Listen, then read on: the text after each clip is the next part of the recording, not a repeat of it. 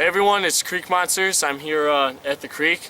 It's warm weather coming up, so I think I'd like to take some time, make a video, and talk about bottom fishing techniques for carp, catfish. You can use them for other kinds of fish like sheephead or in my case stingrays, but just go over some techniques so you can get out there and do some fishing yourself. First, I'm going to talk about reels because I think these are the backbone, the most important aspect of your fishing other than knowing where to go. So two types of reels I'm going to talk about. Both have an option to allow your bait to freely lay on the bottom and allow the fish to pick them up and run with it. This is crucial with bottom fishing because if you're fishing with the standard fishing pole and the fish takes your bait and runs, it's going to bend your pole, it's going to feel the resistance of that, and it's going to drop your bait.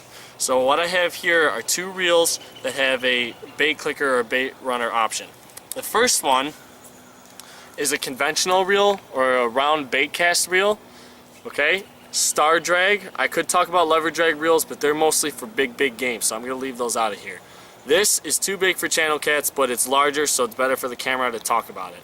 So what I like about this is you can go and free spool by putting the lever down, putting on the bait clicker, and then when your line goes out, if there was line on this, it would make a clicking noise. So one, the fish can move your bait, pull it freely, because a lot of fish like to run with the bait before they ingest it or take it in.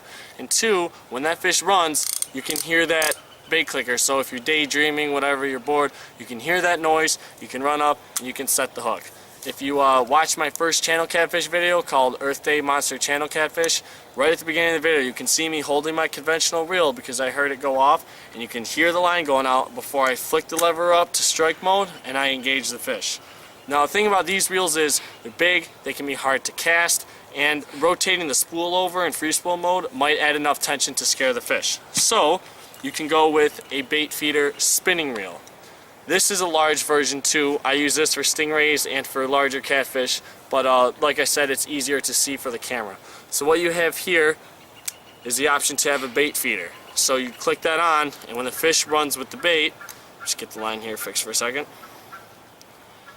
When the fish runs with the bait, it will allow the spool to open and the fish can run with no resistance. This can allow a catfish or a carp, especially carp, they like to mouth the bait a little bit. They can move around, not feel resistance, and then when it's a solid take, you flick the lever up and set the hook and engage the fish. Now you could do a similar method with an ordinary spinning reel by lowering your drag to max. That'll allow for there to be no tension, but when you pull it out, your first instinct when you hear that line going out is going to be to set the hook, and a lot of your line will come out. That will result in bird's nest and you losing the fish. So what you have to do is you have to set the hook, use your finger as the drag system essentially, and then tighten your drag. That can be a pain. So these are just the two types of reels I like to use for bottom fishing. I highly recommend you get a bait runner if you're going to use a spinning reel, and get a smaller conventional reel like an Okuma Classic Pro or some of the smaller Abu Garcia Pro Rockets. Those are good choices. Daiwa makes some good bottom feeding reels, anything like that. But like I said, you don't need to do that. You could use a standard spinning reel, and you can just have the line slack too, and when you see the line tighten you can set the hook. But that's not that good because the fish can run. If the fish runs more than a few feet, it's going to tighten the line. So now I'm just going to talk about some of the hooks I use for bottom fishing. I'm not going to talk specific about like brands and sizes and everything because they vary from fish to fish, but I will talk about slight differences between circle hook and standard hooks. So this right here is a circle hook.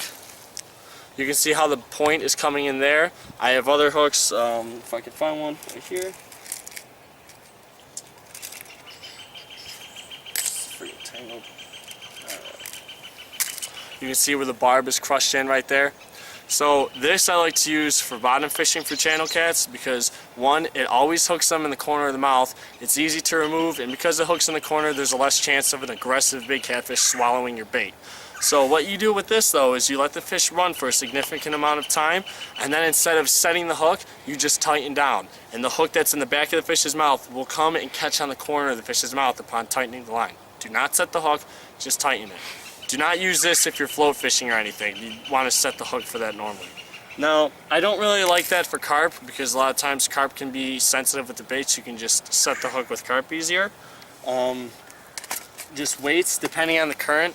you want any kind of weight that your line can flow freely through, okay? So you'd have your line going through the weight, such as this pyramid sinker. It would go into the hook, and then you'd have a split shot or something used to stop the sinker. So what that does is the fish can pull your bait through the sinker while the sinker stays in place, not feel the weight of the sinker, and then you can set the hook when it runs. If you just clip on a sinker or something like that and the fish pulls and moves that weight, it'll feel the resistance and drop it. That's just a basic bottom fishing rig. Like I said, you can use this for carp, channel cats, and I didn't talk about hooks because, you know, the hook size varies depending on channel cat, the size of the channel cats, the size of the carp, etc. So these are just some basic principles for bottom fishing, and I hope it helps you out on the river.